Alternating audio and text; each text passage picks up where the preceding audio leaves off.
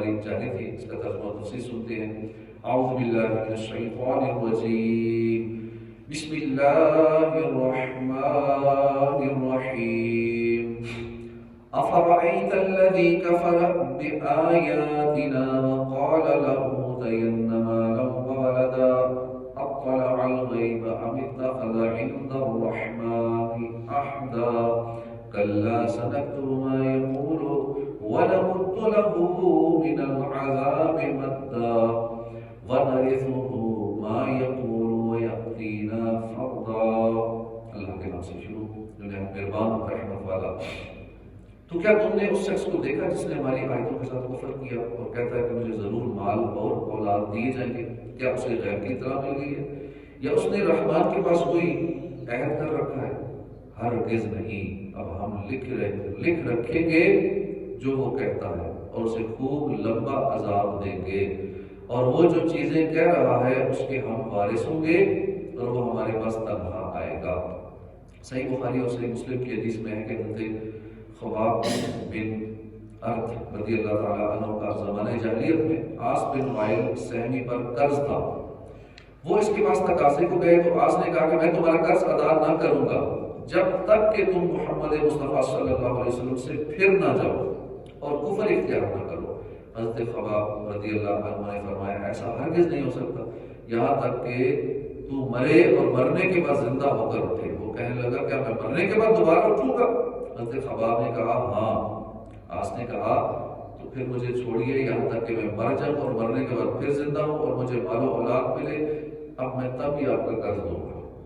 اس پر یہ آیت کریمہ نازل ہوئی۔ چنانچہ اس آیت اور اس کے بعد والی 3 آیت کا خلاصہ یہ ہے کہ اے حبیب صلی اللہ علیہ وآلہ وسلم، کیا آپ نے اس شخص کو دیکھا جس نے ہماری آیتوں کے ساتھ کفر کیا اور وہ مذاق اڑاتے ہوئے کہتا ہے کہ اگر میں دوبارہ زندہ ہوا تو آخرت میں مجھے ضرور مال اور اولاد دیے جائیں گے؟ کیا اسے غیب کی اطلاع مل گئی ہے اور اس نے لوح محفوظ میں دیکھ لیا ہے کہ آخرت میں اسے مال اور اولاد ملے گی، یا اللہ نے اس سے کوئی وعدہ کیا ہوا جس سے اسے معلوم ہو گیا کہ وہ قیامت میں بھی خوشحال ہوگا؟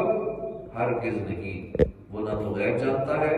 نہ ہی اس کے پاس کوئی عہد ہے، بلکہ یہ شخص جھوٹا ہے، بدکار ہے، اور جو بات یہ کہہ رہا ہے اسے ہمارے فرشتوں نے لکھ لیا ہے۔ قیامت کے دن ہم اسے اس کا بدلہ دیں گے اور ہم اسے مال و اولاد کے بدلے خوب لمبا عذاب دیں گے جس کا وہ مستحق ہے، اور اس کی ہلاکت کے بعد مال و اولاد سب سے اس کی ملکیت اور اس کا تصرف اٹھ جائے گا اور اس کے ہم وارث ہوں گے، اور وہ قیامت کے دن ہمارے پاس تنہا خالی ہاتھ آئے گا۔ آخرت میں دنیا سے زیادہ ملنا تو دور کی بات، دنیا میں جو مال اور اولاد ہے اس کے ساتھ ہے، اس وقت وہ بھی اس کے ساتھ نہیں ہوگا۔ شریعت کے احکام کا مذاق اڑانا کفار کا طریقہ ہے۔ اس سے وہ لوگ اپنے طرز عمل پر غور کر لیں جو حدود و قصاص اور نکاح و طلاق وغیرہ سے متعلق شریعت کے احکام کا مذاق اڑاتے ہیں اور انہیں انسانیت سوز احکام ثابت کرنے کی کوشش کرتے ہیں۔ مرنے کے بعد اور قیامت کے دن کفار کا مال و اولاد انہیں کچھ کام نہیں آئے گا۔ یاد رہے کہ مومن کا مال اور اس کی اولاد کے ساتھ یہ معاملہ نہ ہوگا، بلکہ اسے مرنے کے بعد اللہ کی رضا حاصل کرنے کی خاطر راہ خدا میں خرچ کیا ہوا مال بھی کام آئے گا، اور مومن کی جو نیک اولاد ہوگی وہ بھی اس کے کام آئے گی۔ اولاد نمازیں پڑھے گی، والدین کو قبر میں ثواب ملے گا، اولاد نیک عمل کرے گی، والدین کو ثواب ملے گا، فائدہ ہوگا۔ وَاتَّخَذُوا مِن دُونِ اللَّهِ آلِهَةً لِيَكُونُوا لَهُمْ عِزًّا، اور انہوں نے اللہ کے سوا کئی اور معبود بنا لیے تاکہ وہ ان کے لیے سفارشی بن جائے۔ اس سے پہلی آیات میں حشر و نشر کا مسئلہ بیان ہوا، اور اب یہاں سے بتوں کی پجاریوں کا رد کیا جا رہا ہے۔ چنانچہ ارشاد فرمایا کہ قریش کے مشرکوں نے اللہ کی بجائے بتوں کو اپنا معبود بنا لیا اور وہ اس میدان پر ان کی عبادت کرنے لگے، اس بھروسے پر ان کی عبادت کر رہے ہیں کہ وہ ان کی سفارش کریں گے، یہ امید رکھے ہوئے کہ ان کی سفارشی بنیں گے اور ان کی مدد کریں گے اور انہیں عذاب سے بچائیں گے۔ کلا، ہرگز نہیں، سَيَكْفُرُونَ بِعِبَادَتِهِمْ وَيَكُونُونَ عَلَيْهِمْ ضِدًّا، ہرگز نہیں، عنقریب وہ جھوٹے معبود ان کی عبادت کا انکار کر دیں گے اور وہ ان کے مخالف ہو جائیں گے۔ اس آیت میں کافروں کا رد کرتے ہوئے ارشاد فرمایا کہ ایسا ہو ہی نہیں سکتا، بلکہ عنقریب وہ بت جنہیں وہ یہ پوچھتے تھے ان کی عبادت کا انکار کر دیں گے۔ اور انہیں جھٹلائیں گے، ان پر لعنت کریں گے، اللہ تعالیٰ انہیں بولنے کی قوت دے گا، وہ کہیں گے یا رب انہیں عذاب دے کہ انہوں نے تیرے سوا کسی اور کی عبادت کی۔ اچھا کفار، بد مذہب، یہ ہندو بدھسٹ جو مورتیوں کی پوجا کرتے ہیں، بتوں کی پوجا کرتے ہیں، یہی ان کے خلاف ہے کہ اللہ ان کو عذاب دے گا، یہ ہماری پوجا کرتے ہیں، ہماری عبادت کرتے ہیں۔ اس سے معلوم ہوا کہ کفار کی یہ انتہا درجے کی جاہلانہ احمقانہ حرکت ہے کہ انہوں نے اپنے ہاتھ سے بنائے ہوئے بتوں کو خدا بنا لیا اور یہ سمجھنا شروع کر دیا کہ ہمارے ہاتھوں سے بنائے ہوئے خدا ہمیں عزت بخشیں گے، ہمیں نفع دیں گے، حالانکہ ان کے بنائے ہوئے خدا نہ تو انہیں دنیا میں کسی قسم کا نفع عزت بخش سکتے ہیں، نہ آخرت میں، بلکہ بروز قیامت تو وہ خود ان کی عبادت کے منکر ہو جائیں گے اور کہیں گے کہ ہم تمہاری عبادت کی خبر ہی نہیں ہے، اور ان کی بندگی سے اپنی برات اور بیزاری کا اظہار کر دیں گے اور ان کے دشمن بن جائیں گے، اور یوں عزت بڑھانے کی بجائے ان کی ذلت اور رسوائی کا سبب بنیں گے۔ اس انسان پر انتہائی افسوس ہے جو عقل و شعور رکھنے کے باوجود بے جان بے فائدہ بتوں کی پوجا تو کرے اور اس رب کی عبادت نہ کرے جو خود بھی زندہ ہے، دوسروں کو بھی زندگی عطا فرماتا ہے،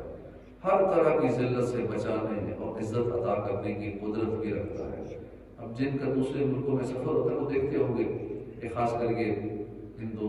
بدھسٹ یا دیگر جو لوگ بتوں کی پوجا کرتے ہیں، ایسے بے وقوف ہیں یہ لوگ۔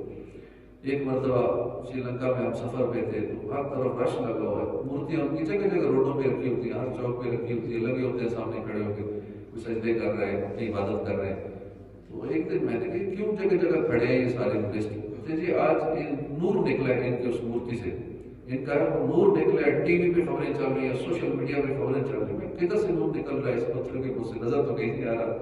سارے دیکھ رہے ہیں، کہیں سے خبر چل رہی ہے، تیل لگایا ہو اس کے چہرے پہ اور تیل سے لائٹ پڑتی ہوگی تو وہ چمکتا ہے، تو بے وقوف اور پاگل نے نور نکل رہا ہر طرف خبر ٹی وی پہ چلا دی، کیونکہ دو بیٹی ان کی،